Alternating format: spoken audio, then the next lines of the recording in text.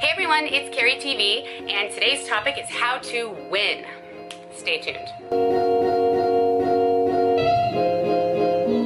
So, how to win. How to win in a multiple offer situation. What? Hasn't this been happening for 5 years? What are you talking about? Why are there still multiples? Is the market slowing down? I can't even, what is it? May, June? We have written so many offers this year for our clients because the market is hot in certain areas. Of course, it's slowed down, but certain price points, inventory is still low, which I've discussed, and properties are moving quickly when they're priced right. Regardless, even in a slower market, there still can be multiple offers on something when it's a unique property or a great situation. So there's a few different tips and tricks I use, and the right combination of all of these can usually get a winning offer. So here's the situation. Not every situation with a multiple offer is the same. There are no rules. There's no rules in how it's done, but my number one rule is don't be discouraged. Don't stress out because you're in a bidding war or you're in competition. It happens. There's limited supply of unique properties, and hey, it's okay if you've got the right combination of the price you want to pay, the terms, the right agent, seller, it will all come together. If this property happens to not work out, there is another better one for you. I believe in good energy, and I believe the people I work with are in the same position, same boat, same reasoning, and also know that something else will come along and be great. That's kind of like rules in life in general, right? So every situation is different with a multiple. Here's how it can work. The seller can put their property on the market, an offer can come in, and they can take it like that. There's no deadline, there's no time frame, no expectations. They get an offer, they take it, that's fine. There's other times where they can put a deadline. Now they wait for the offers to come in, they review them, they send out a counter with another deadline, a best and final, and then one is chosen. There's another situation where they can set a deadline, whether it's the first round or the counter round, and someone can come in and write an offer and take the property before the deadline. Oh my God, are you serious? Yes, so we'll get into how to make sure that doesn't happen, but we can't always control it. There's other situations where the agent won't even talk to you. They go dark, they don't answer calls, emails, they think they're too cool, they have a bunch of offers, so they don't really care. It's really unprofessional, it sucks, it's part of the industry, but we have to deal with that too. So in that case, you're kind of just like a silent auction, sending in your best, and usually you get a call that you get accepted, or you get a call that the property's already gone. There's some weird things that go on out there. Sometimes properties are listed and they're already in escrow, so it can be frustrating if you want a property and you can't hear back from anybody. However, most of the time you have a general sense, and the communication with the other agent is what is most important. Now, that goes into my first point, having a great agent. Haha, I always say that, don't I? Whoever you're working with, make sure that they know the rules of the multiple offer situation, and they put you in a good position to get your offer accepted. So in this situation, communication is key.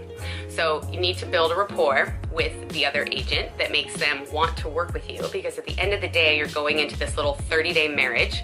So you want to make sure that you like them. You get along with them. They're not mean. They're not aggressive. They're not lazy. They're not disrespectful. Wow, just described a lot of agents I've worked with. Again, we're trying to make the industry better. That's our goal. So in these situations, you want to make sure that you build enough rapport and you show your clients excitement, but that you're not too much. Because there's times where, you know, on my listings, agents will call you non-stop, like a psycho ex-girlfriend, and it's super inundating. So you want to have the right touch of my clients are great and I'm great and we're very interested, but not too smothering. It is a fine line because some people just, I don't know, they're desperate or they think calling over and over again works, but it doesn't. There's a professionalism and a standard that needs to be handled appropriately by your agent. So some of the pricing options. Okay, so second, getting into pricing. This can be tough because there's really 3 pricing options. Go in at your best and final, go in with a little room to budge, or go in a little lower, you know, turtle wins the race and come back in really hard and heavy on the final round and win it. Now the tough thing is when you don't write your best and final up front and they end up taking an offer without countering. Crap. Yeah, that happens, and that's unfortunate, but it's also a situation where if you write your best and final up front, they shop your offer, which most of the time doesn't happen, but it can happen. And it's one of the unprofessional things that happens in our industry, but it just does. So coming in middle of the road, close to your top price and having some room to come up is usually the best way to do it. One of the other little things is timing. So if the offer deadline is Friday at 9 a.m., which would never happen, Friday at 12 or something, making sure you come in close to that, just in case people are talking about your offer or giving information. It's really nice to be right in at the end. These are some of my super insider tricks. So for any agents watching who don't know about this, your clients will love you.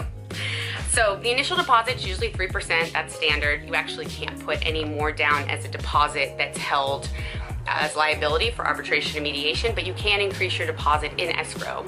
But that part will not be part of any situations where contingencies are, like if you're going to arbitration or mediation, you can't hold anything more than a 3% in court. That's a whole nother fun subject. Your down payment. Now your down payment, the best ones are cash, all down, but showing as much as possible. 20% is really a minimum. Even though you can buy property with less than 20% down, when you're in a multiple, you want to show that you have the ability to finance with 20% down. When an agent's looking at multiple offers, they go, okay, where's my price? There you go. Shortest escrow, shortest contingencies, cash, or largest down payment. Why does down payment matter? Well, in the situation of an appraisal, if an appraisal comes in lower, which sometimes it happens oddly enough, if you are putting down more than 20%, then you're fine. You don't have to put down any more money because appraisals are done at an 80-20 loan to value. So you want to show as much down as possible. So good agent, 3% or more deposit, pricing, down payment, escrow length. This is fun. Most escrows are 30 days. Could they be 21? Absolutely. If everyone is on their game, they're getting all their paperwork in, they're working together, nobody's too busy. Like the lender sometimes can go AWOL and you don't know what is going on. They're just too busy, too many loans on their plate. So if you've got a good lender and you've got all your paperwork in and they put you through the underwriting process, there's also something called a fast track approval process where you can, do I talk really fast? Where you can have your loan pushed all the way through underwriting. They just need the property and if it's a condo, the HOA information to push it through. So in that situation, you can reduce your contingencies down. So the standard is 17 days for appraisal and 21 days for a loan. So if your lender has pushed your paperwork through to the underwriter, it's possible to shorten this down to 10 days, 12 days, 15 days. That means that the seller is looking at a lower time period of risk. Contingencies are risk for the seller and protection for the buyer. So a seller is looking for the highest price with the lowest risk. If you're a financing buyer, if you're a buyer who's financing, you want to shorten those as much as possible, but not at your own risk or your own cost. So speak to your lender, have them let you know what your shortest time frame would be to release your loan contingency, which could be 12 or 15, and how fast you can close. Now, if they get into escrow and they get all the paperwork, the contract, any HOA document information, they can usually close it within 21 days. It's definitely happened, and on condos. So that's definitely a possibility with the right lender.